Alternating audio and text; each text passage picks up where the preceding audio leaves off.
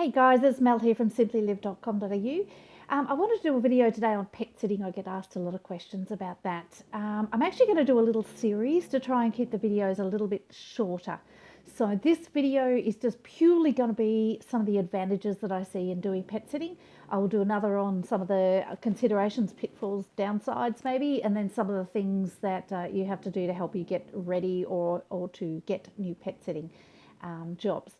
So first of all, why do I love pet sitting? Well, obviously I like pets, and I love interacting with the animals all of the time.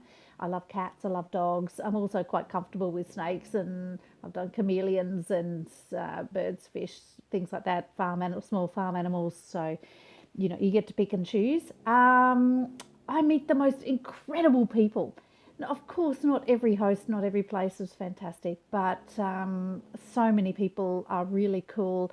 They do tend to, on average, I think, be people who trust more, who are willing to work in with people because they're willing to accept someone into their home and not be terrified that something dreadful will happen. So, yeah, some of the hosts that I've had have been spectacular. I love them dearly. I hope that we'll stay in contact forever, and I've got some friends that I hope will continue to be lifelong friends after.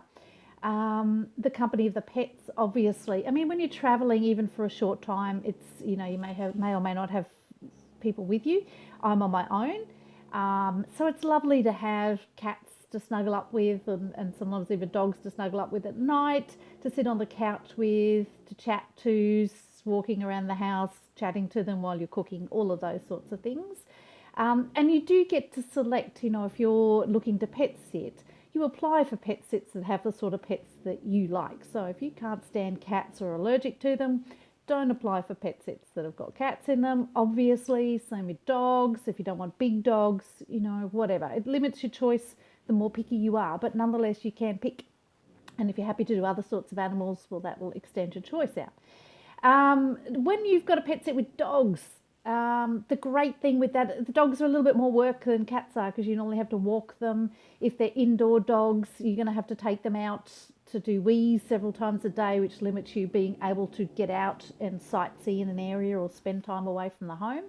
But you are there to pet sit, so that's part of what you're there to do.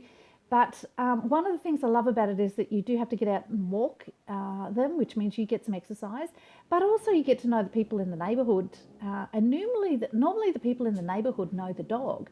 So you can go into coffee shops and people will say, "Oh, Rocco," and suddenly, because they're saying hello to the dog, not you, and then they ask who you are. And so you actually get a chance to immerse in the neighbourhood a little bit more and actually develop some friendships.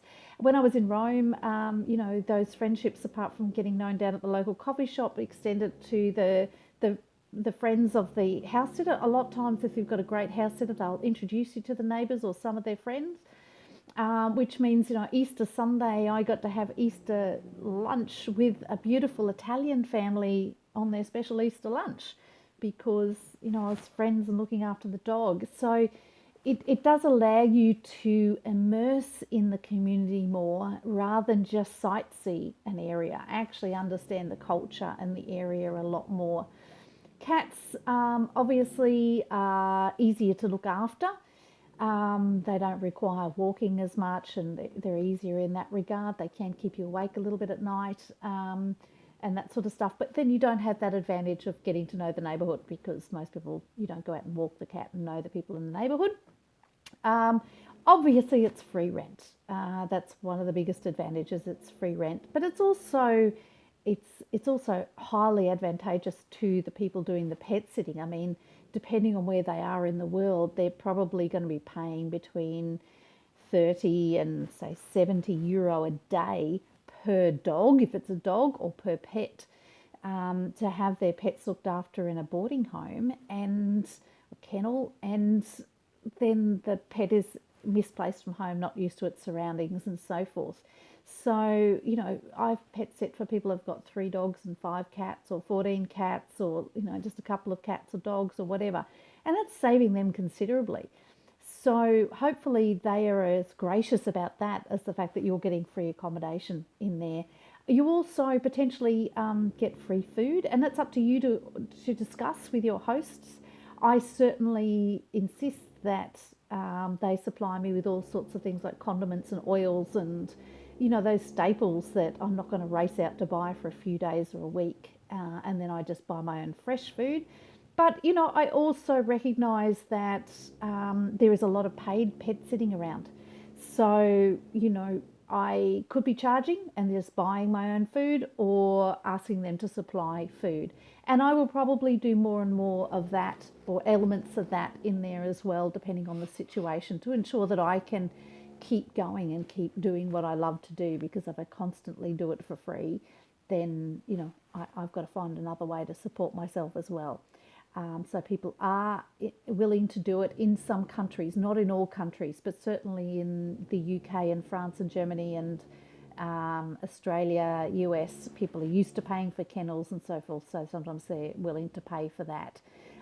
So there is possible an income source out of that and potentially some food. And some hosts are just so wonderful. I've just, you know, I've been taken out to lunches and dinners. I've been taken to shows, and I've just been contacted by a host that I have coming up shortly, who said, "Look, we wanted to go to this show the night that you're there.